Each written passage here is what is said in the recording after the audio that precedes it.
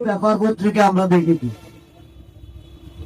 অফিসারদের সাথে কেউ কথা বলতে পারতেন না, টেবিলে যেতে পারতেন না। নির্দিষ্ট 4-5 দালাল ছিল, ওরা বাইরে থেকে, গ্রাহক থেকে, সেবামূলকদের প্রত্যাশীদের কাছ থেকে ডকুমেন্টস নিয়ে এখানে এসে কথা বলতো।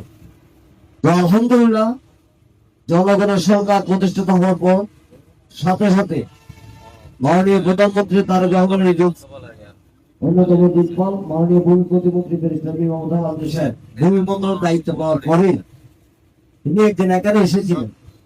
এসে প্রথমে আপনাদের জন্য এখানে ফ্যান বাড়িয়ে দেওয়ার কথা বলেন। আজকে দেখতে পেলাম সুন্দর করে একটু সুন্দর পরিবেশ।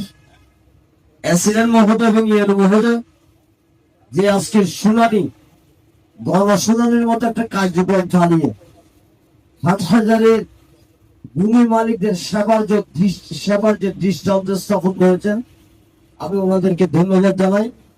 আমার একজন রাজনৈতিক বা সমাজকর্মী হিসেবে আমার দলের পক্ষ থেকে, এবং আমি অনুরোধ জানাবো অ্যাসিডেন্ট মহোদয় এবং ইউএন মহোদয় যে মহৎ উদ্যোগ নিয়েছে, সেটা যাতে নির্বিঘ্নে এই প্রক্রিয়া, অ্যাসিডেন্ট মহোদয় ইউএন মহোদয় সবসময় থাকতে পারবেন অফিসে, সেরকম কোনো কথা নেই।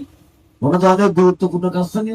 একটা টেবিল রেখে বাইরে এই প্রশ্ন যাতে কন্টিনিউ থাকে, তাহলে মানুষ সেবা পাবে, একটা টিম করে দিলে। সেকেন্ড থিংস হচ্ছে আমার কথা,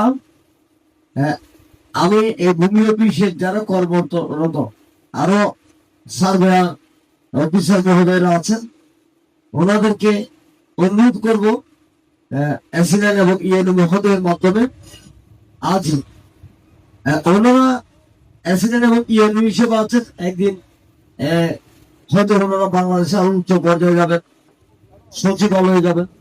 আমি